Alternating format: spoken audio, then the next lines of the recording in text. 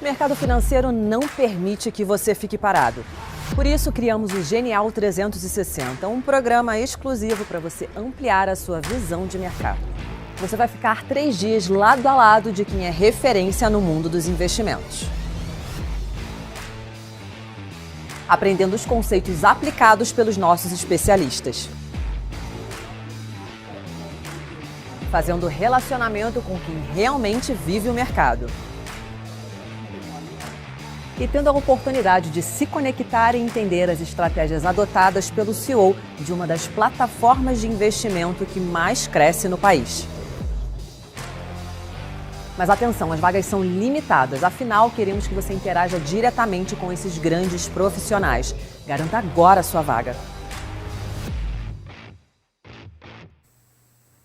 Fala aí, pessoal, boa noite, bem-vindos a mais um podcast Genial Analisa. Hoje, depois de bastante tempo, a gente traz de novo um episódio para falar aqui sobre empresas, sobre ações, que na verdade essa foi a grande ideia do podcast lá no começo. Sei que a gente deu uma diversificada, começou a falar de outros temas, mas isso também é super legal, mas a gente sempre tem que voltar à origem. O pessoal sempre fala que o bom filho a casa torna, então estamos voltando aqui. Para você que não sabe, a gente está tendo a temporada de resultados e hoje a gente vai fazer um podcast aqui super legal para a gente falar sobre bancos, setor financeiro no geral. Vamos falar de utilities também, vamos falar das empresas de varejo, que tem dado muito o que falar e o pessoal tem mandado bastante dúvida e bastante perguntas sobre isso. Aqui do meu lado estou com o Nishio. Fala aí, Nishio. Boa noite, gente. Espero ajudar hoje. Boa, estou com o Vitão de novo. Fala aí, Vitão. Boa noite, galera. E com o Iago também para falar de varejo. Boa noite, pessoal. Hoje o pessoal vai te mandar pergunta, hein? Já tá aqui pronto. Vai ser bom. Mas bom, pessoal, só para vocês saberem, antes da gente começar, a ordem aqui do programa, sei que a gente pode ir mudando ao longo do caminho, mas o que eu pensei foi falar de bancos primeiro. Falo de bancos, depois falo de seguradoras, depois eu jogo pro Vitão para ele falar um pouco de Sanepar, né, Copasa, falar de PetroRio, certo? Isso. E depois o Iago fala das empresas de varejo e, enfim, depois a gente abre para perguntas e traz aqui o que o pessoal for mandando. Deixe seu like, isso ajuda pra caramba, tá aqui o programa. Se inscreva, ative o sininho, toda terça e quinta, 7h30 da noite.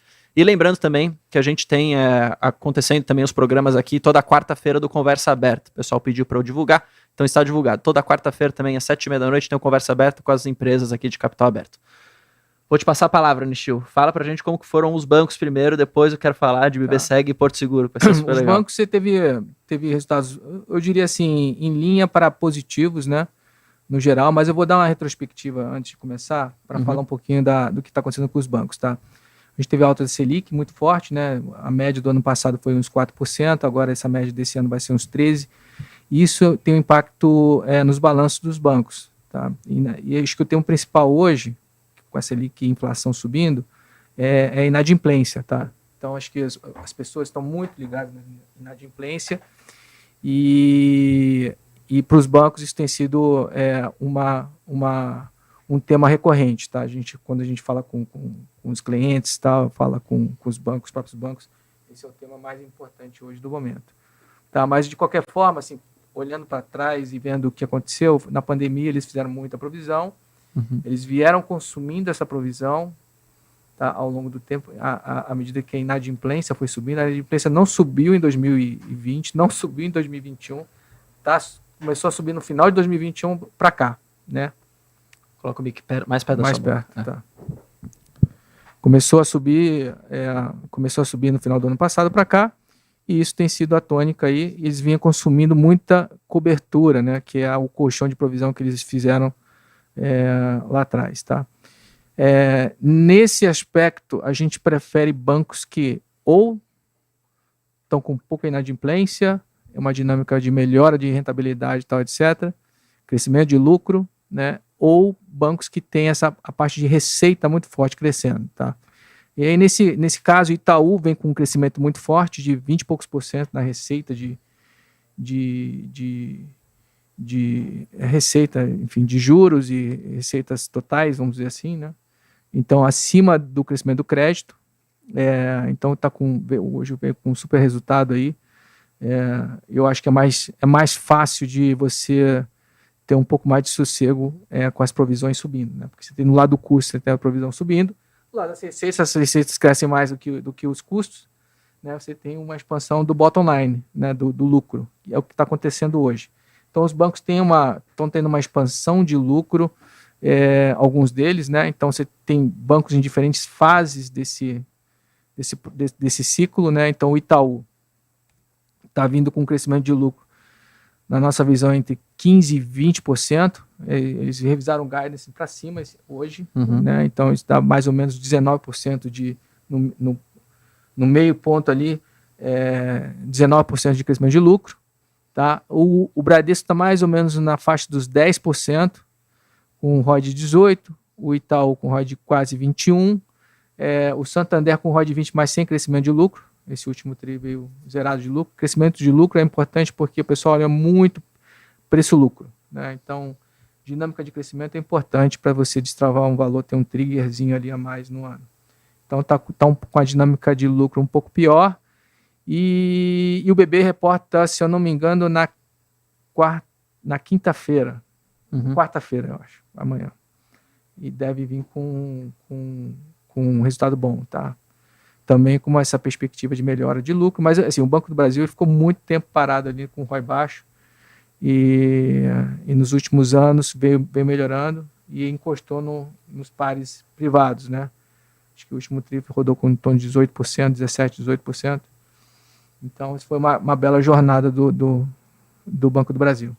Posso te fazer uma pergunta? O Banco do Brasil, apesar dele ter toda essa parte, esse risco de interferência política, pela minha visão, me corrija se eu estiver errado, ele tem ele sempre teve um crescimento muito bom de lucro, certo? Não. Não? Não sempre. Não calma.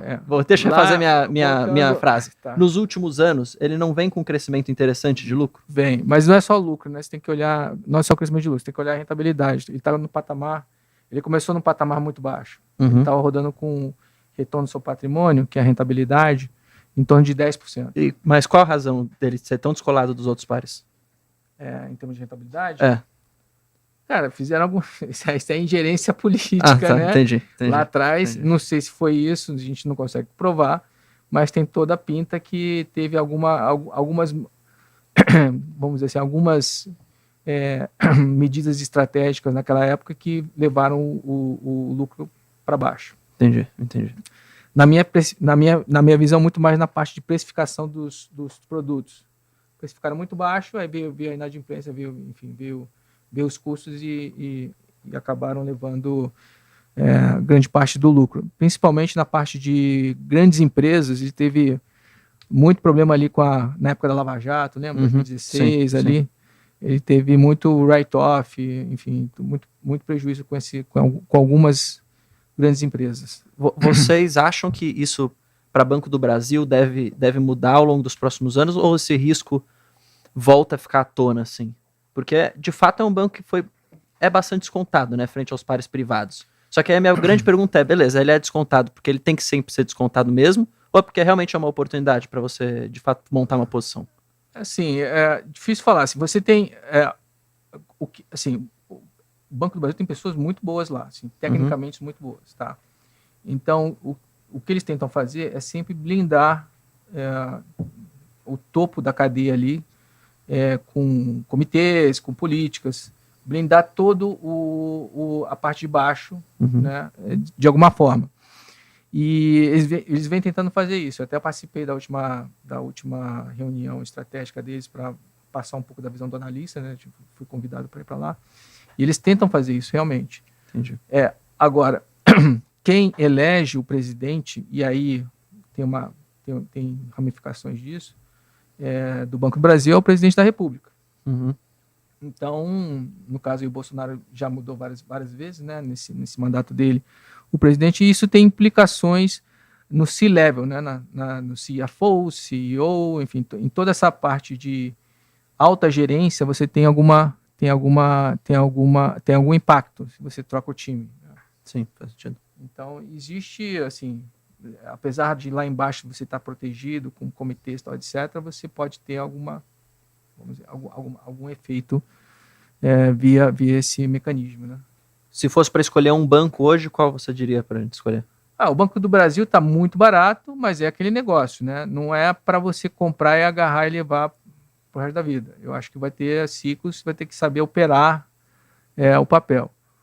Para uma posição mais de você segurar de longuíssimo prazo, hoje é o Itaú, né? O Itaú, assim, o Itaú por muito tempo ele ficou com pouco crescimento de receita, tá pouco crescimento de receita, se uniu lá com o Unibanco, demorou muito para absorver o Unibanco, e aí teve um período ali de alguns anos que ficou sem crescer muito. A receita crescia, mas aí depois parava de crescer, e agora realmente deslanchou. Ele está crescendo receita bem esse ano, e é um ano que é importante, porque é um ano de aumento de provisão também. Então, ele está conseguindo mais que offsetar, né? A receita cresce mais do que os custos em geral. Boa. Top pick para longo prazo Itaú. O Itaú. Mais tático Banco do Brasil, faz sentido. Mais tático Banco do Brasil. O Bradesco está barato também. Ele estava negociando a quase 1,1, chegou a bater uma vez preço, valor patrimonial, né? Price to book. E se vocês forem comprar Bradesco, em qualquer uma das duas, né? Itaú ou Bradesco, eu prefiro as ONs, que estão bem mais baratas, né? Boa. Inclusive no Itaú tá com descontão e tem o mesmo payout, as duas. O do Bradesco ele tem 5 pontos base a menos, né? Então se um é 40%, outro vai ser 35%. Enfim. Boa, vamos saber. E sobre seguradoras? Seguradoras. Porto Seguro primeiro vai, porque o resultado geral, foi... A gente tinha um call que iam surfar esse aumento da Selic, porque é na veia para eles, né? Então as seguradoras têm o resultado operacional, e embaixo tem o resultado financeiro, né? Então eles pegam aquele bolo de dinheiro, ganham ou perdem na subscrição desse risco, né, de segurar itens. Aí tem aqueles custos que vêm de sinistros, né, batida de carro, hospital, tal, etc. E chega um lucro operacional ali. Então esse é o operacional das seguradoras. Isso não ia mudar muito, né, em tese, né? Mudou e a gente vai explicar o porquê. E no financeiro ele pega aquele bom dinheiro e investe aquilo. A maior parte do investimento é em Selic. Então, a gente tinha essa aposta aí que a maior parte das seguradoras ia ter surfar essa onda da Selic. De fato, algumas surfaram, outras não, por conta do operacional, né? Então, Porto Seguro, que era uma empresa que era para estar surfando isso já no primeiro semestre, que na nossa visão lá atrás, não surfou porque os sinistros ainda vieram fortes. Então, a inflação de autos ainda meio que comeu parte do lucro no primeiro semestre. As novas safras estão vindo melhor, mas não foram suficientes para offsetar, né? Para fazer frente a esse aumento de custo. E, além disso, o seguro tem uma coisa engraçada. Toda vez que você tem seguro de... Tenho. Você paga na frente e aí ele vai reconhecendo aquela receita 1/12 por mês, tá? Durante um ano. Então, eles estão crescendo a receita a 30%, tá? Mas as vendas, né, que a gente chama de prêmios, crescem a 30%, mas as receitas crescem a 15%. Então, ainda está reconhecendo esse 1/12. Então, eu acho que o segundo semestre das seguradoras vai ser muito melhor. O ano que vem, com certeza, vai começar a melhorar no segundo semestre. Então, inclusive, a Porto Seguro começou antes do resultado, que foi fraco. O pessoal começou a antecipar essa volta e eu acho que essa volta que a gente vai, se você pegar o gráfico aí, você vai ver que tem uma volta muito forte do papel, muito por conta esse ponto de inflexão, vamos dizer assim, que o pessoal está apostando. Fora isso, o resultado financeiro dele foi fraco também no segundo TRI, por conta de ação. Ele tem um pequeno portfólio em ação, mas ele apanhando naquele portfólio, qualquer variação ali também impacta o rendimento da carteira toda. Então, isso fez com que o resultado financeiro dele no segundo TRI também fosse fraco. Então, ele teve o pior dos mundos, que é o operacional fraco e o financeiro fraco. Eu sempre imaginei que nas seguradoras meio que ele ia balancear, né? Você tem um operacional mais fraco pela questão mais econômica, você tem um financeiro melhor por conta da alta da Selic. Mas aí em Porto aconteceu o pior e o pior, né? Foi o quadradinho perde, né? No longo prazo você está certo. No longo prazo, assim, é difícil você manter ganhos econômicos acima da média, né? Então, você sempre vai ter a concorrência corroendo parte do lucro, tal, etc. E o balanço. Então, as empresas estão fazendo muito lucro. Vai um pouquinho para lá. Para cá? Quem sabe faz ao vivo.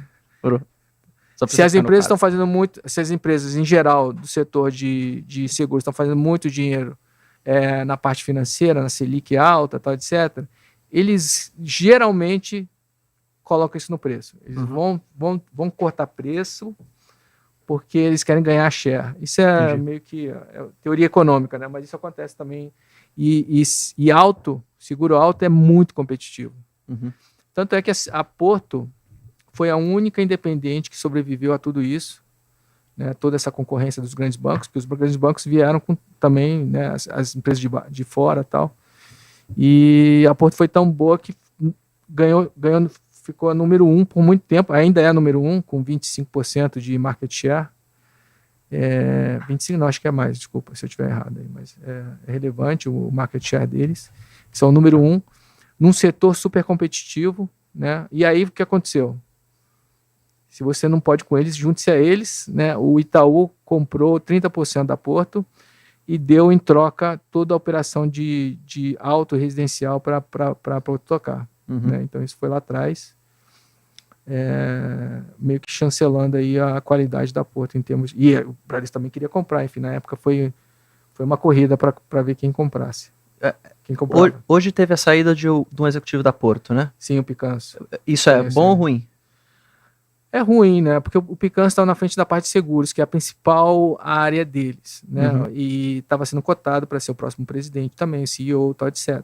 Né? Então, assim, em tese ele seria o sucessor do Roberto Santos, na minha visão, tá? Então, assim, não está decidido isso nada, mas faria parte da sucessão ali dentro. Ele passou por CEO, por CFO, eu conheço desde quando ele era diretor financeiro, né? CFO.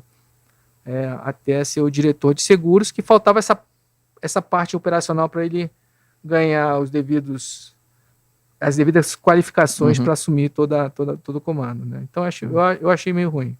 Boa. E sobre o BBSEG? Porque a BBSEG o resultado veio bom, né? Muito forte. O BBSEG a gente tinha essa tese já faz tempo, que o operacional ia voltar, só que por 2 anos não voltou. Você teve a pandemia e depois, em 2020, você teve os sinistros, né? Que sinistros são os custos, né?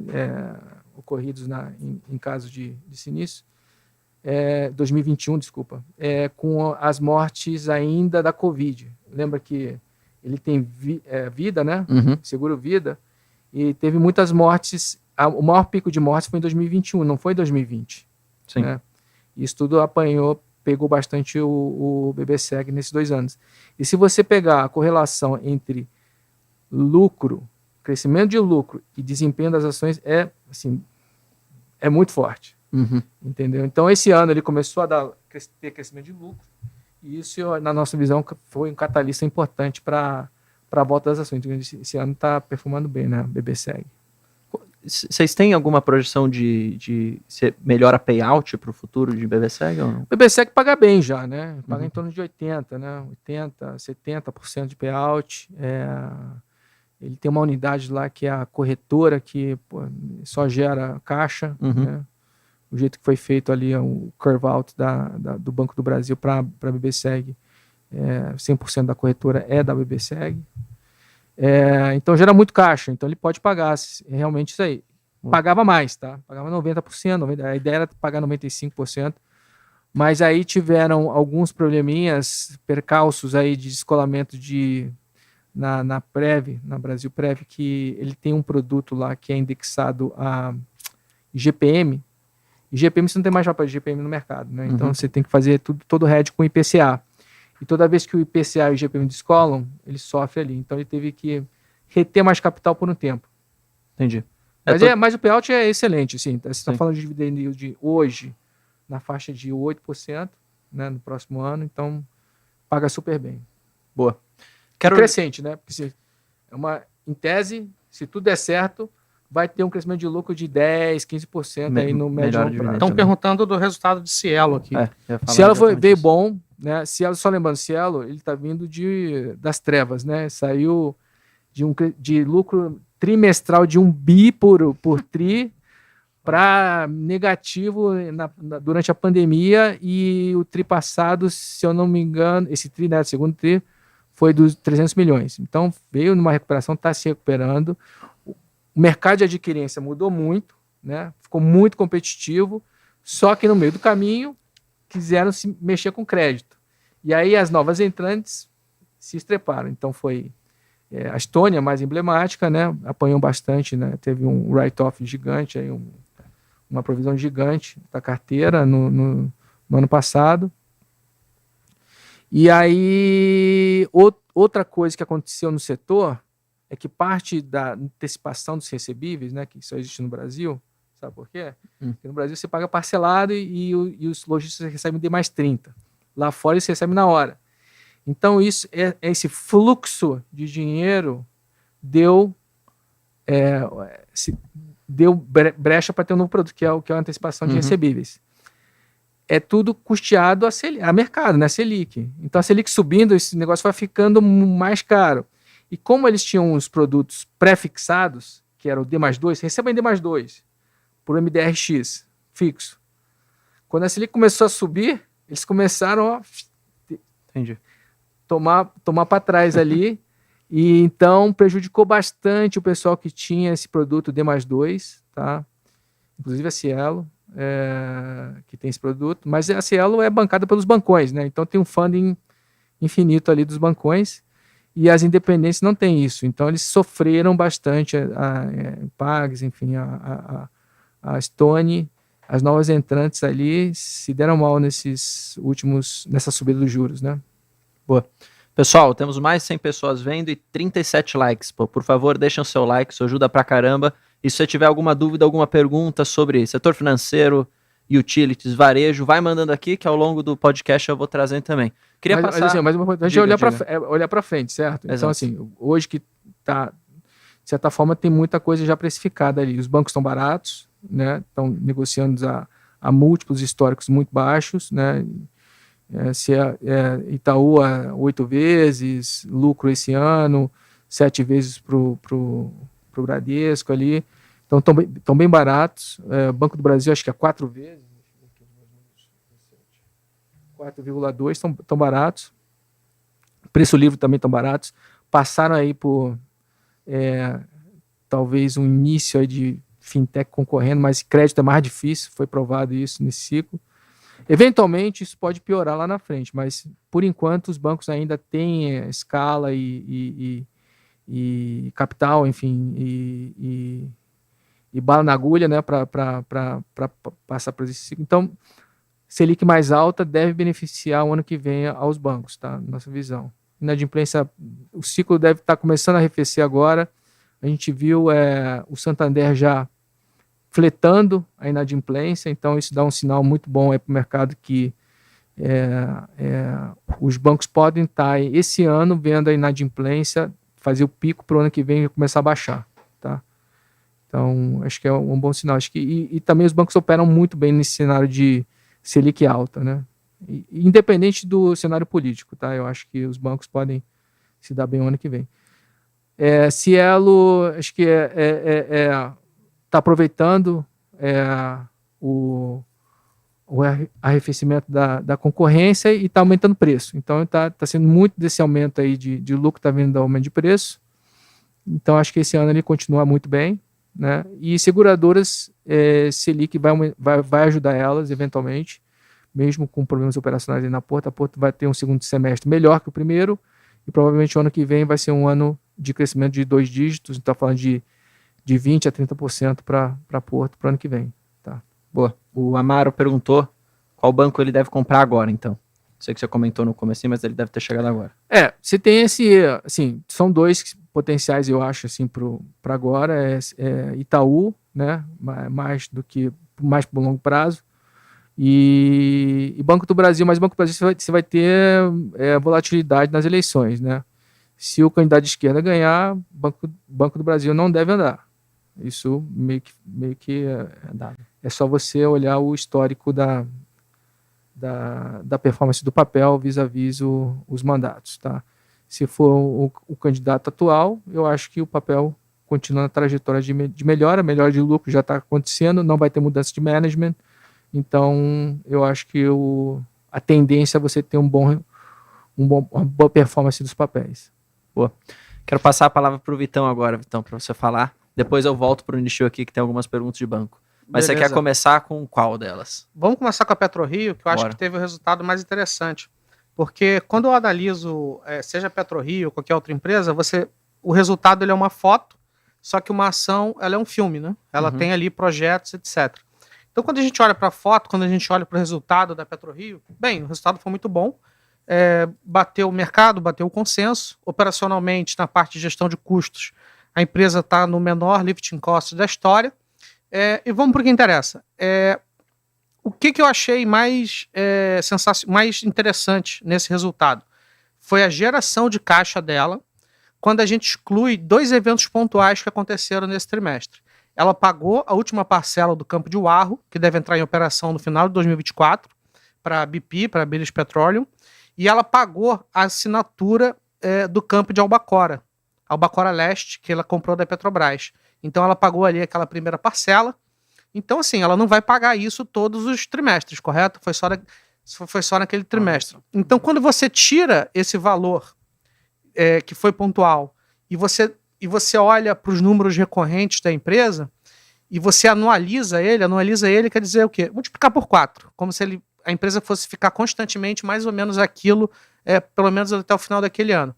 A empresa gerou mais ou menos de caixa 15% do seu valor de mercado. Mas olha que interessante, tudo bem, o preço do petróleo a gente sabe quanto é que está, não está baixo, né?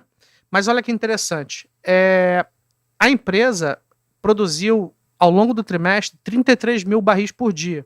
Então quem tem acompanhado a nossa newsletter viu que a campanha de redesenvolvimento do campo de Frade teve descobertas impressionantes.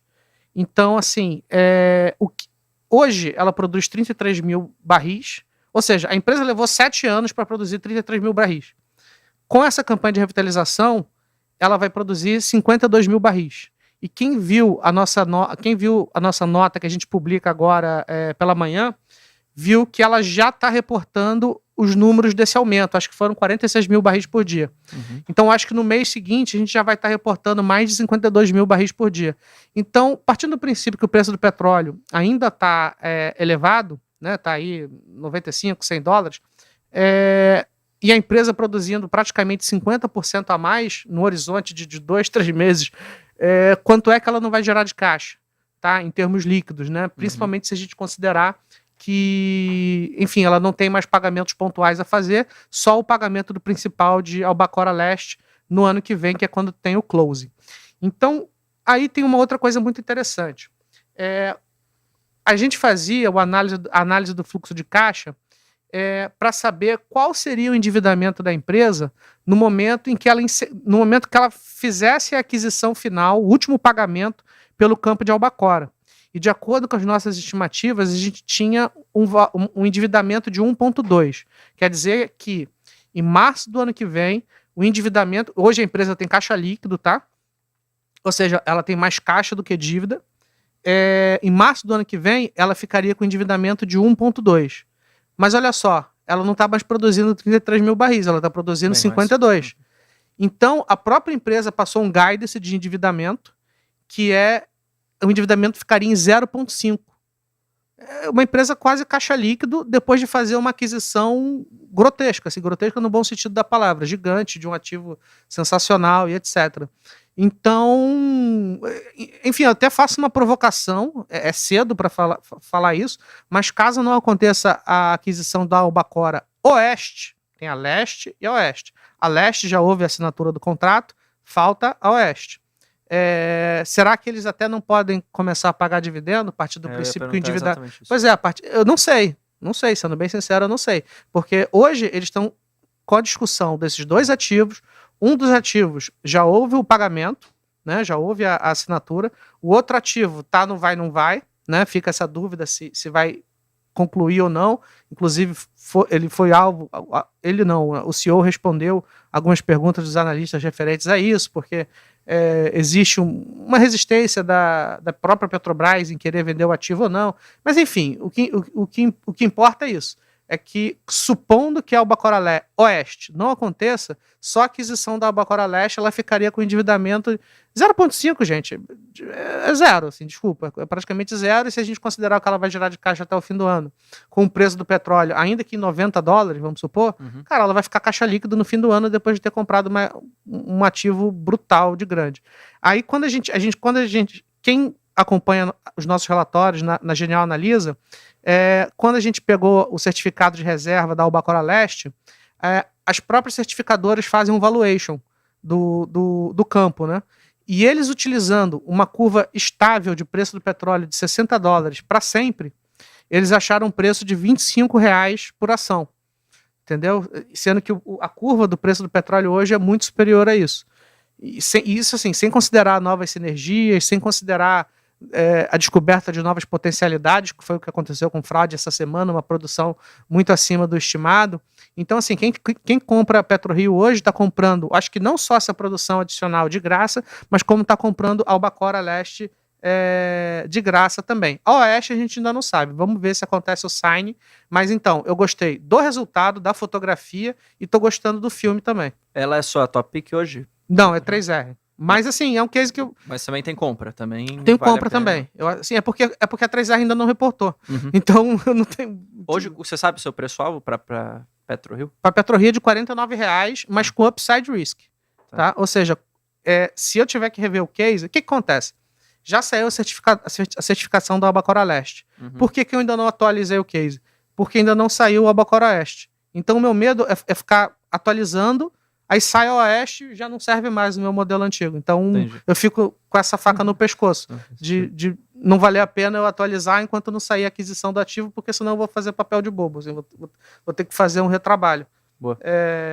Então, assim, a PetroRio bem interessante. Antes de passar para você falar das empresas de saneamento, eu quero ler o comentário aqui que o Carlos falou. Ele falou, pô, esse quadro de análise de resultados é o melhor para todos nós investidores. Merece mais like. E de fato merece. A gente tem 140 pessoas vendo e só 70 likes. Pessoal, por favor, deixe o like, pô. Isso ajuda e é muito triste quando a gente não tem número de likes grandes. Então, por favor, deixa o like aí, porque Eu falei pra você ajuda. que esse quadro era importante. Era importante, eu pô. falei. Eu até ia falar isso. O Nishio deve ficar feliz lendo isso daqui. E a gente tem que fazer mais, inclusive. Tem mais resultado para vir. A gente com certeza vai colocar mais episódio por aqui. Então não acompanhe, acompanhe, né? O programa é toda terça e quinta, 7h30. Quer falar de Sanepar? Sanepar divulgou o resultado há alguns dias atrás. O resultado foi bem ruim. O que tem acontecido com todas as empresas de saneamento é que quando você olha para todas as linhas de custo operacionais, os custos gerenciáveis e os não gerenciáveis estão explodindo, assim, estão tudo muito alto. Então, se os custos explodem, aí, ato contínuo, você tem uma Selic maior, é normal as despesas financeiras virem maior, então, assim, os lucros e as rentabilidades estão sendo erodidas, tá? E a Sanepar, ela tem um problema ainda pior, que é a questão de que ela tem essa dificuldade de repassar preço. Então, você tem uma questão de um ambiente inflacionário alto, né? Sendo que, assim, quando você olha a evolução de custo das empresas, vai muito acima da inflação, de uma empresa que não gosta de repassar preço, assim, mesmo que ela tenha direito. E para além disso, você tem a segunda parte da revisão tarifária, que a gente já fez 2 lives de 1 hora, que não vou me estender mais, que foi a conclusão foi postergada para o ano que vem, então fica a nuvem negra, que é aquela coisa. E aí? Vai sair um resultado bom, vai sair um resultado ruim, e como a gente não sabe, existe incerteza, e onde existe incerteza, existe penalidade. Então, é uma empresa que, ou seja, tudo bem, ela tem os melhores fundamentos ali da indústria de saneamento, esses fundamentos estão sendo deteriorados, e ainda tem essa questão da queda da rentabilidade, etc. Então não foi um resultado legal, não. A gente tem como neutro. Claro, caiu um pouco, né? Acho que o segredo aí é, enfim, ver quando a assimetria fica boa o suficiente para dar compra. Eu prefiro esperar mais um pouco. Até porque todas as empresas caíram juntos, né? Todas elas reportaram meio esquisito. O Mr. Robson, ele falou que a Sanepar está perdendo a concessão de Maringá, que representa 30% da receita. Ainda é uma indecisão isso, né? Tá. E se ela perder, eu acho que ainda seria reembolsado. Tem uma discussão aí em relação a isso. E Copasa? A Copasa foi o seguinte. A Copasa, eu vou tomar cuidado aqui com as palavras, ela não é uma empresa boa, tá? Foi a história que o Nishio falou. É uma empresa que você quer pro resto da sua vida? Não. Não é. É uma empresa com baixa rentabilidade, é uma empresa que tem um problema com investimentos, ela investe pouco, tá? Esse baixo investimento resulta em revisões tarifárias decepcionantes, e que, como eu comentei agora há pouco, todas elas estão passando por uma questão relacionada de aumento de custos. muito relevante, o que, mais uma vez, deteriora lucros, etc. Mas eu dei compra para ela. Por quê? Por que eu dei compra para ela? É barato. Mas é porque ficou abaixo de... Mesmo você normalizando um resultado porcaria, ela ficou abaixo de 3 vezes a EBITDA com trigger de eleições. Não pode ter preconceito. Cielo, o pessoal tá batendo Cielo. Pô, a melhor ação hoje do Ibov é Cielo, desse ano. E aqui uma coisa que eu costumo falar é o seguinte, o nosso research, ele é de compra, venda, manutenção. Outros research, eles falam carteira de dividendos, carteira de alto risco, carteira de, sei lá, crescimento. Aqui a gente trata tudo de uma coisa só. Então, assim, eu vejo a Copasa meio que como um play de valor, tá? Não é um play de crescimento, com um eventual gatilho político, que seria a reeleição do Zema, e eventual privatização, principalmente ali no primeiro ano de mandato. Inclusive, nós fizemos uma live bem grande, alguns meses atrás, em que eu falo isso. Então, eu acho assim, que quem quiser jogar esse jogo, ter um pequeno... Ter um percentual ali da sua carteira, mais uma vez, não é uma ação para você ficar casado, mas assim, quem quiser jogar esse jogo e às vezes ter uma simetria interessante, eu acho que vale a pena, tá? Tem a eleição do Zema, seguido da eleição do Zema, caso ele seja eleito, você tem aquele primeiro ano de mandato, que é aquele ano em que as coisas mais difíceis tendem a seguir em frente. O Zema está liderando as pesquisas, aparentemente ele é bem avaliado lá, e em um segundo ano, com experiência de mandato, um segundo mandato, que é aquele mandato que geralmente você não tem muito a perder, né? Você passa tudo que é mais difícil. Então... Posso ler um comentário aqui que fizeram pra você? Eu não sei o nome do barbudo, mas esse cara é diferenciado, porque quando todo mundo falava pra comprar a Sanepar, ele trazia os pontos negativos. Eu vendi. Foi o Leonardo que mandou. E Leonardo, o nome dele é Vitor. E o Alexander falou assim... eu também não entrei em Sanepar pela live que o Vitão fez lá atrás. Obrigado. Que bom. Assim, acho que tem coisas melhores, assim. Né? Às vezes é ruim. É o que eu falei, às vezes é ruim, mas é para comprar. Assim, o problema é quando a simetria fica esquisita. Tem coisas tão baratas, enfim, você tem que saber o momento. Assim, coisas com pior qualidade, tem que saber o momento de entrar e sair, né? Porque eu acho que o case da Sanepar porque uma coisa é assim, errei o case e perdi 10%. Outra coisa é errei o case e perdi 40%, 30%, entendeu? Porque o case da Sanepar é algo desse nível. Dependendo do quão pesado eles vão ali com a mão, é um case cabeludo, cara. É uma coisa assim, braba. E o que me deixava mais agoniado era que a galera não sabia explicar o que é revisão e o que é reajuste. E tinha, desculpa a sinceridade, mas tinha muito youtuber falando sobre isso aí. O cara até falou aqui sobre isso. Você tem alguma de empresa de energia que você quer comentar agora ou você quer deixar para um próximo futuro? Eu quero deixar para um próximo. Saiu a Alupar agora há pouco. Eu literalmente vi. Alupar. Vi só a capa. Eu vi só a capa. Saiu agora, hoje? Saiu agora, porque são 40 slides. Mas não deve ter muita novidade. Né? Não, mas assim, o que eu posso falar de Sanepar não, desculpa, Alupar, é que a gente deu compra ali no início do ano, na carteira, etc. O Bovespa caiu de 120 para, sei lá, chegou a 94, e o papel subiu 15%, né? 15%, 20%. Defendeu bem, pagou dividendo, etc. A nossa carteira está como defensiva, está fazendo o papel dela, né? Está fazendo o papel dela e ainda está valorizando um pouco. Assim. Não, mais uma vez, já falei 1000 vezes, não é aquele case que vai triplicar de valor. Né? É uma empresa muito boa, mas aí fica aquela dúvida se ela já não está no preço, né? À medida que ela já está aí quase R$29. Quando que a gente vai ver uma linha de investimento diminuindo bruscamente assim em Alupar, para ver uma virada também de pagamento maior de dividendos? Esse ano já? Não, esse ano o grosso acaba. Ainda tem alguma coisa pro ano que vem, ainda tem alguma coisa para daqui a 2 anos. E depois... Aí ela... Você acha que vai melhorar o dividendo? Vai vir mais? Deve melhorar. Tá? É isso, assim, eu acho que... Assim, eu só olhei a primeira página, eu vi, assim, que caiu um pouco o EBITDA na comparação com o trimestre passado, o EBITDA regulatório, tá, gente? Eu sempre olho o regulatório. Mas, assim, caiu um pouco, assim, sei lá, deve ter sido 5%. Eu lembro que foi alguma coisa na margem, assim. Eu só não sei te dizer o que foi ainda, porque reportou e eu subi, né? Eu vim pra cá, então eu não sei. Assim, então... O pessoal tá falando para você comentar, não sei se você quer fazer isso agora ou no próximo, sobre a AES Brasil, teve um aumento de capital. Tá, eu escrevi um relatório sobre isso hoje, então entre na página da Genial Analisa, que eu acabei de escrever a minha opinião. Eles compraram um ativo, é um pool de usinas eólicas, somando o que eles vão pagar em caixa, mais o que eles vão assumir em dívida, é uma operação de 2 bilhões de reais. Uhum. Eu gostei da aquisição, eu construí o fluxo de caixa da aquisição, ela gera valor? Gera. Mas gera quanto? Gera 25 centavos. Isso dá 2, 3% de upside em relação ao valor de fechamento. Uhum. Isso tem sido... Mas assim, e por que ela faz isso, né? Por que eu achei esse valor tão irrisível? O que acontece? Ela compra ativos que já estão funcionando, que já estão de pé e que já têm o contrato. Então, existe uma certa dificuldade em você comprar isso barato.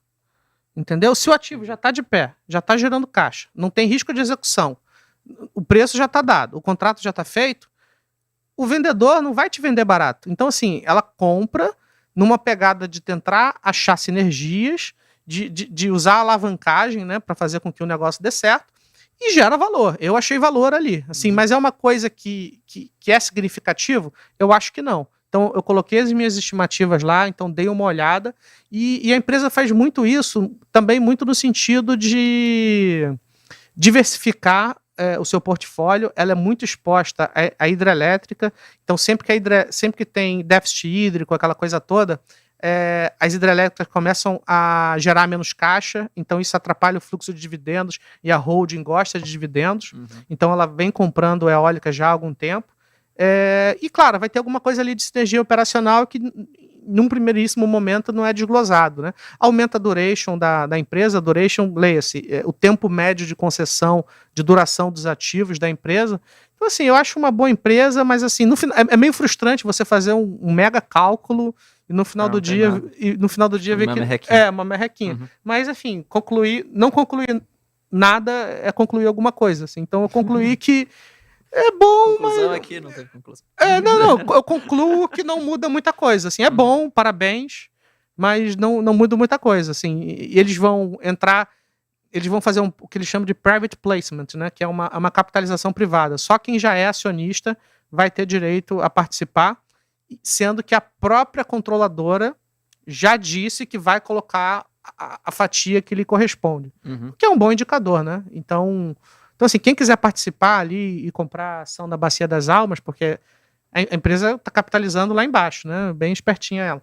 E então pode ser até um bom ponto de entrada, assim, mas o case eu não acho apaixonante, não, sendo bem sincero. Boa. Pessoal, fica aqui a dica, acesse a plataforma Genial Analisa, tá aqui o link, acabaram de colocar aqui no chat, ou se você quiser digitar aí, analisa.genialinvestimentos.com.br, 100% gratuito, 100 empresas cobertas, certo, Nichil? Mais de 100 ou 100? Menos um pouquinho? Em torno de 100 empresas, tudo de graça. Todo dia, não. Mas é isso aí. Pessoal, a gente tem 160 pessoas vendo. Divulgue isso aqui para um amigo seu. Vamos bater 200, vai ser legal. E temos mais de 100 likes. Então, obrigado pelos likes.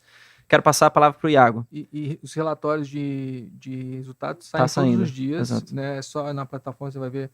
Acabou de sair o resultado, o pessoal já tenta analisar e trazer o mais rápido possível para vocês. Viu? Enquanto você tá dormindo, o pessoal tá escrevendo. Mas é isso aí. E é verdade. É verdade. Iago, qual que você quer falar primeiro? Porque você tem várias empresas no seu guarda-chuva aí. Cara, vamos começar falando ali sobre farmacêuticas, sabe? Porque farmacêuticas, ela tem uma dinâmica que é muito positiva nesse trimestre. Então, quando a gente olha para farmácia nesse trimestre, qual que é o ponto positivo? A farmácia mexe com produtos regulados, né? Que é medicamentos. Então, tu não pode subir teu preço além do que o regulador ali permite. E o regulador, ele define esse preço máximo todo final de março, ali, dia 31 de março, ele faz aquele estudo para saber assim, a inflação do setor de medicamentos foi tanto, então eu vou precisar reajustar aqui a margem ali dos medicamentos para que as farmacêuticas ali não fiquem deficitárias. Daí ele faz isso todo dia 31 ali mais ou menos de março, e no segundo trimestre para as farmacêuticas ela costuma ser muito positiva porque ela faz esse repasse de margem, então ela costuma ganhar ali, além do fluxo de vendas, ela costuma ganhar com esse aumento ali do ticket de medicamentos. E quando a gente olha para o setor farmacêutico como um todo, o que a gente viu acontecer nesse trimestre? Primeiro ali, Raia seguindo disparada como sendo o melhor player do setor, tá? Raia que tem ali uma capilaridade nacional, ela conseguiu ganhar market share em todas as regiões e ela também conseguiu ali avançar no digital. A gente tem a PagMenos, que a PagMenos ali, ela tá perdendo um pouco de market share, região a região, ali principalmente no norte e nordeste, e muito disso aconteceu por causa de players, de associações e redes ali independentes da região, quando teve esse aumento aí que foi permitido pela CEMED, as associações e redes farmacêuticas lá do norte e nordeste seguraram preço para conseguir ali um maior fluxo de vendas. Então, como ela é muito exposta a essa região, ela acabou ali sendo prejudicada. E ela também teve a questão da ruptura, tá? A gente tem falado muito, quando a gente olha para medicamentos, de uma ruptura, de falta de medicamentos. Está faltando antibiótico no mercado, por exemplo, foi algo que se falou bastante, faltando dipirona, faltando strepsils, por exemplo, é um exemplo bem comum aí. Então, essa ruptura, ela acabou atrapalhando ali as coisas da PagMenos. E como a Raia, ela tem essa capilaridade nacional e ela consegue ter um poder de barganha muito maior com fornecedores, ela não sofreu tanto quanto a PagMenos. Uhum. Um outro ponto interessante nesse trimestre é em relação à Panvel. A Panvel, ela não divulgou ainda os resultados, tá? Ela vai divulgar amanhã. Só que o que a gente observa? A gente teve uma temporada de frio ali que ela veio muito mais cedo do que o esperado, né? Na verdade, 2 temporadas de frio, ela veio 2 ondas ali. Então, com isso, a gente teve ali um aumento de resfriados. E a Panvel ali, que é muito focado na parte do sul, onde faz bastante frio, já morei lá, então posso falar com propriedade sobre isso. E olha que eu sou baiano, então sinto o dobro de frio. Como a gente teve uma onda de resfriado ali muito forte, a Panvel, ela conseguiu se aproveitar desse maior fluxo aí de vendas de OTC, e ela também, provavelmente, ela vai conseguir se beneficiar de uma maior ruptura das concorrentes lá na região. Então, a Panvel, ela deve ter ali um crescimento brilhante nesse trimestre, ela provavelmente deve ser o grande destaque ali, tá? E a gente vai confirmar isso amanhã, após o fechamento do mercado, quando ela divulgar ali os seus resultados. Então, quando a gente olha para o setor farmacêutico, o faturamento ali, ele subiu, principalmente olhando para a Raia, subiu ali mais dobro dígito ali, mais de 20%.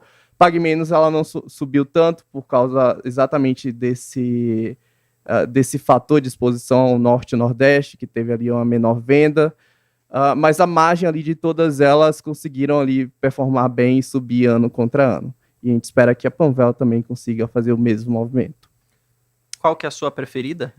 A Raia Drogasil, tá? E por que a gente ainda mantém a Raia Drogasil? A Raia Drogasil é o pique, ela tá ali, tipo, sendo líder do setor, e a gente tem um ponto aqui de atenção que nesse setor é muito importante ter escala. E quando a gente está falando agora de, tipo, a gente aumentar, de a gente fazer um piso para farmacêuticos, que isso está em discussão ali na Câmara, que nem como teve em discussão ali o piso para enfermagem. Quando a gente olha para um piso para farmacêutico, e o farmacêutico ali ganha em média R$ 3.500, e se fala de um piso de R$ 6.500, quando a gente olha para a estrutura de custos e despesas da farmacêutica, que é basicamente 60% ali dos custos, das despesas com vendas, com pessoal ali, é basicamente em relação ao salário de funcionários. E uma farmácia tem 3, 4 farmacêuticos por unidade ali. Então, isso é uma linha muito pesada que vai impactar bastante o setor. Só que isso vai impactar muito mais empresas menores e redes ali independentes. Então, a gente precisa... Eu estou mais confiante em manter uma posição ali de uma empresa que é líder do setor e que consegue repassar, diluir um pouco essas despesas do que adotar uma posição ali mais otimista. Vamos aqui e para Panvel e para PagMenos, que entrega a menor margem, mas que tem um maior upside aqui no longo prazo, não. Nesse momento, a gente continua ali com Raia Drogasil como um top pick. Boa. Uma pergunta, falando agora da parte de varejo de bens de consumo. Perguntaram assim, como que você enxerga, né, o aumento do Auxílio Brasil, a redução do ICMS, qual é o impacto disso para o varejo de bens de consumo? Cara, acho que o maior exemplo disso é o que a gente já viu acontecer aí nos últimos dias, né? Olha a rotação que a gente viu acontecer aí na Bolsa. Foi só a gente falar aí uma redução na cotação de petróleo, no Brent ali caindo 10%, do PIB sendo revisado para cima, muito por causa aí desse efeito que a gente falou sobre o ICMS ali, da PEC Kamikaze, que, querendo ou não, ajuda ali no curto prazo. Então, muito disso é benéfico para o varejo, porque tu acaba deixando mais renda disponível da família para que ela possa comprar. Então, é super positivo e eu acho que o mercado ele já está precificando esse movimento. A gente está vendo que o mercado está saindo bastante de commodities, indo para empresas ali mais domésticas mesmo. Você tem alguma opinião sobre pão de açúcar? Tenho, tá aí. Perguntaram aqui em cima, eu perdi a pergunta, mas era para falar sobre pão de açúcar. Vou tentar encontrar. Vamos lá. Governança duvidosa, modelo ainda em turnaround, mudando ali, saindo do hipermercados. Tem um case que é interessante para a gente ficar de olho, mas a gente tem uma preferência por atacarejo no curto prazo, tá? E já emendando esse assunto, atacarejo continua sendo ali o grande ganhador. A gente vê o atacadão ali sendo destaque dentro do grupo Carrefour e a gente vê o açaí ali despontando, crescendo receita como nunca. Muito disso é por causa do seu modelo de negócio, como é que funciona ali o atacarejo. Você está querendo meio que reduzir o seu custo de produto, aumentando ali o seu volume de vendas. Então, tu está ofertando ali itens mais baratos, e à medida que tu está ofertando itens mais baratos, o teu comprador, o teu consumidor, ele está comprando em maior quantidade. Então, no final de tudo, tu tá ali, beleza, tu tá perdendo em margem bruta, mas se tu consegue aumentar a quantidade de itens vendidos, tu tá diluindo as tuas despesas operacionais. E é exatamente isso que está acontecendo quando a gente olha para o cenário macro, que está sendo muito difícil para o varejo. O cliente está procurando preço. Eu estou indo no mercado, tá caro pra caramba. Assim, ó, minha métrica de ir no mercado e saber que tá caro é Coca-Cola, tá? Eu sou viciado em Coca-Cola. Então, eu chego no mercado e vejo, meu Deus do céu, a Coca-Cola tá R$9 os 2 litros. Então, porra, tá caro. Eu vou procurar um lugar que esteja mais barato. E como é que eu olho isso? Eu vou olhar para a Coca-Cola. Olha, a Coca-Cola aqui tá R$8,70. Isso acontece, isso é bem comum ali em atacarejo, porque tu tá vendendo ali em maior quantidade, então tu consegue ali com que ele repasse uma margem um pouco menor ali de margem bruta, mas tu consegue diluir as despesas. Açaí continua sendo o grande destaque, abriu bastante lojas, tem bastante lojas a ser convertida ainda, que eles compraram do grupo Pão de Açúcar. Então, ao longo desse terceiro e quarto trimestre, agora a gente vai ver bastante conversão. Provavelmente a gente vai ver isso também impactando ali nas despesas, tá? Despesas operacionais. No entanto, como o segmento ele continua sendo muito forte, a gente pode ver um impacto menor do que era estimado até pelo próprio RI ali em meados do ano passado. Então, a gente falava-se que açaí ia sofrer muito no primeiro semestre, que ia ter margens muito prejudicadas, e isso não aconteceu. Provavelmente a gente vai ver um pouco desse impacto ali no segundo semestre agora. Nosso tempo está acabando, mas eu quero que você também use, né, isso e também até use para divulgar um pouco o seu novo relatório, que é essa prévia para e-commerce, né? Então comentar um pouquinho de Magalu, Via, Americanas, o que você espera para isso? E depois, obviamente, o pessoal pode ler com mais calma o relatório que você publicou. Acho que foi hoje, né? Foi hoje. Manhã. Daí eu queria pedir para o pessoal colocar aqui no comentário, tá? A gente divulgou agora há pouco, tá quentinho ali. O que a gente espera aí para o e-commerce agora nesse segundo trimestre, tá? Basicamente, a gente tem uma dinâmica aqui que é muito positiva, seria... Eu tô sendo otimista demais. É positiva para Americanas. E por que é positiva para Americanas? A Americanas ela tem menor exposição ali a produtos brancos quando a gente olha para 1P. Quando eu falo 1P, tá, eu estou me referindo a produtos próprios ali. Então, geralmente 1P ali dessas empresas de e-commerce é muito focado em celular, em lavadora, em móveis, guarda-roupa. Então, ela tem menor dependência a produtos brancos, que é o que está tendo dificuldade em dar vazão ali no mercado. Então, a Americanas, ela tem um hortifruti da terra, ela tem um supermercado Now, ela consegue ter itens ali que tem maior resiliência, maior demanda. Então, provavelmente a gente vai ver Americanas ali reportando uma lojas físicas, uma performance de lojas físicas muito positivas. A gente espera que seja a melhor do setor, tá? seguida ali pela Via. A gente espera que a Via também teve uma performance de lojas físicas muito positiva. Por outro lado, a Magalu ela deve sofrer em lojas físicas quando a gente olha ano contra ano. Quando a gente vai para o digital, a coisa é um pouco diferente. Por quê? No digital, a gente espera que a Magalu ela ganhe ali mercado ano contra ano e que a Via ela tenha um GMV ali um tanto quanto prejudicado. E por que a gente acredita que isso vai acontecer?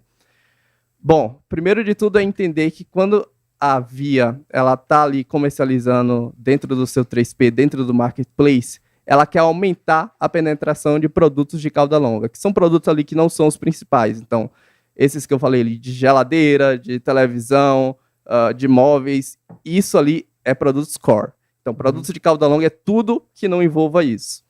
Então, quando tu vai para a composição ali do 3P, a Via ela está conseguindo diminuir o ticket médio dessa compra do 3P, muito porque ela está conseguindo ali fazer com que entre sellers vendendo coisas que não giram um ticket muito alto, como gira um celular, como gira uma televisão. Isso diminui o teu ticket médio, beleza? Só que aí, quando tu olha para a questão ali do volume, ela está conseguindo fazer uma vazão de volumes ali positiva. Só que não é suficiente, a gente acredita que não vai ser suficiente para que isso offset ali o GMV ano contra ano. Ela precisaria dar uma vazão muito maior para que ela conseguisse ali crescer dentro do marketplace. Então, olhando para o marketplace, a Via deve ter um decréscimo, Magalu deve ter um acréscimo e Americanas também deve ter um acréscimo. Americanas deve ter um acréscimo um pouco menor do que Magalu. Em relação a 1P, vai ser ruim para geral, tá? A gente vai ver uma desaceleração aí de 2 dígitos em todas, provavelmente. Magalu sendo a que mais vai sofrer, seguida ali pela Via, e Americanas vai sofrer menos porque ela tem essa menor exposição do 1P ali dentro dessa categoria. Todas provavelmente vão dar prejuízo, tá? Então, ali prejuízo com a margem líquida ali de 1,1%, 1,5%, e porque todas ali estão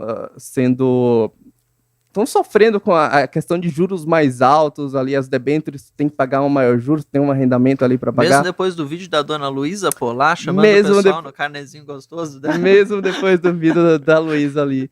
Inclusive, eu tava conversando com o pessoal... Brincadeira, tá? Tô zoando aqui. Não, tranquilo. Eu tava conversando com o pessoal do mercado. Esse vídeo rendeu bastante para a questão do Magalu, sabia? Sério? O que teve de gente chegando na loja para perguntar assim, eu ganhei o desconto aqui do carnezinho gostoso, então, olha aqui, ó, eu recebi a mensagem. Só que esse vídeo do carnezinho gostoso, ele foi enviado para pessoas específicas, tá? Entendi. Então, se tu tivesse no teu grupo compartilhado e aparecesse com o vídeo lá, tu não ia ganhar o desconto, tu tinha que receber ali dentro do próprio Magalu. Entendi.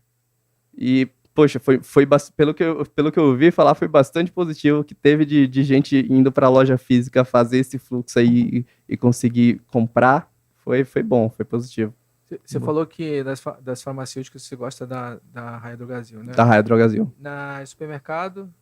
Supermercado a gente prefere açaí. Modelo de atacarejo puro ali, tá fazendo conversão agora do hiper, provavelmente vai conseguir um crescimento de receita bom. E varejo e-commerce? Varejo e-commerce, a gente gosta bastante do modelo de negócios de Magalu, tá? Mas no curto prazo, Americanas a gente sabe que vai apresentar uma resiliência maior, muito por causa desse mix aí que a gente falou de produtos. E varejo vestuário? Varejo vestuário não tem nem como pensar 2 vezes. Renner, top pick. A Renner é a única, quando a gente olha para o meu setor de varejo, é a única que não teve problemas com o resultado financeiro. Ela tá captada, ela fez um follow-on gigante ano passado, ali no segundo trimestre, e ela consegue ali, ó, dormir de olhos fechados, bem bonitinho, bota a touquinha ali, e tá rendendo um negócio CDI ali 13% ao ano. Que isso, nem precisa se preocupar. Boa. O pessoal tá falando pra gente comentar sobre as empresas de energia, especialmente Light, mas como o Vitão comentou, a gente vai fazer um outro podcast aqui, provavelmente semana que vem. Quando sai? Pode ser. Pode ser na semana que vem. Acho que meus resultados terminam... Hoje é que dia? Hoje é dia 9. 9. Acho que termina essa semana, aí dá pra fazer. Boa. Semana que vem, pessoal, a gente faz um episódio. Semana que vem? Pode ser. A gente faz semana que vem, pessoal. Semana que vem um episódio pra falar só sobre empresa de energia. Você pode falar sobre os outros resultados, não fala... sobre os outros também. Qual que você prefere? Só pra dar um spoiler. Como assim, qual que eu prefiro? Energia. das ações, É. cara, pior que eu tô com quase nada em energia. Eu cortei, eu tô com a Lupar, mas eu tô pensando se eu dou neutro ou não. Subiu. Subiu Pô, bastante. subiu, assim, a ação de 24 para 28, 29. Light, a gente estava com compra, inclusive é uma recomendação que tem dado errado.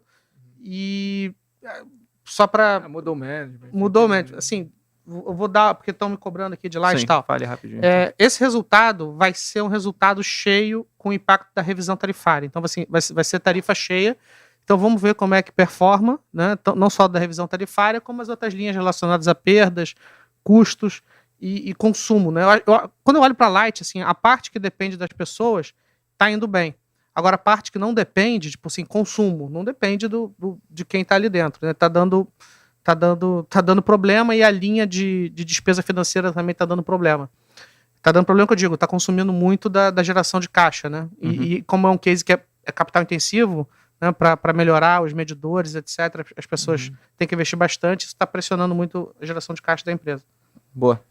De certa forma, assim, as utilities, o pessoal, elétricas, enfim, o pessoal ainda olha como um play para esse fechamento de curva aí? Com certeza, com certeza. Então já performou bastante? Não muito, não muito. Assim, a gente ainda está com 6% de... Só para o pessoal entender, assim, o pessoal compara muito o fluxo de algumas utilities, né, algumas empresas elétricas, como um fluxo constante. Constante, meio que fixo, crescendo a inflação, e compara isso com renda fixa, né? Então assim, as NTNs hoje estão dando 6% real. Ainda é alto, tá? Então vocês vão ver que nos meus relatórios eu sempre falo de TIR real. Então assim, a decisão de compra ou venda está muito relacionado à quantidade de prêmio que a TIR do papel te dá em relação à NTN, tá? Então a NTN está te dando 6. Se você ajustar essa NTN ao risco, você teria que ter ou seja, prêmio sobre essa NTN. O prêmio seria de mais ou menos 3,5, quando a gente usa aquela regrinha de bolso lá do CAPM. TIR de 10 pelo menos começaria a ser bom. Aí, claro, varia de casa a casa, cada um tem um custo de oportunidade. E tem papéis com... Tem bastante. Eu acho que a Lupar está abaixo disso. Ou deve estar abaixo, ou deve estar na linha. Abaixo seria a venda, um prêmio pequeno é neutro e um prêmio grandão é compra. Mas assim, quando a TIR fica ruim, por exemplo, Taesa, eu encontro 5% de TIR real. Então assim, difícil, né? Pra mim é venda, sabe? Pra mim é venda. Aí o pessoal tá fazendo esse play, né? Porque agora tá fechando a curva. Sempre que fecha a curva, engraçado, eu vi hoje, ainda não fechou a NTN, por incrível que pareça, não. Eu acho que assim, tudo bem, teve ali uma coisa de Selic, mas pelo menos a NTN... Foi pouca coisa que fechou, foi pouca mas coisa. Já teve um suspiro para algumas... um suspiro acho que teve. Empresas de shopping andaram, né? Multiplan andou bem, enfim. Show de bola. Vamos deixar os spoilers para os próximos, a gente faz na semana que vem, a gente continua trazendo os resultados. Pessoal, se você gostou, não esqueça de deixar aqui seu gostei. Se você tiver alguma sugestão para os próximos episódios também, pode ficar sempre à vontade aqui de comentar nos comentários aqui, que a gente sempre lê, a gente sempre adequa aqui o que vocês querem assistir. Tamo junto, obrigado Nishio, valeu Vitão, valeu Iago. Valeu pessoal. Valeu pessoal, tamo junto, um Boa abraço. noite. Falou. Valeu. Boa noite. O mercado financeiro não permite que você fique parado. Por isso, criamos o Genial 360, um programa exclusivo para você ampliar a sua visão de mercado. Você vai ficar 3 dias lado a lado de quem é referência no mundo dos investimentos. Aprendendo os conceitos aplicados pelos nossos especialistas. Fazendo relacionamento com quem realmente vive o mercado. E tendo a oportunidade de se conectar e entender as estratégias adotadas pelo CEO de uma das plataformas de investimento que mais cresce no país. Mas atenção, as vagas são limitadas, afinal queremos que você interaja diretamente com esses grandes profissionais. Garanta agora a sua vaga.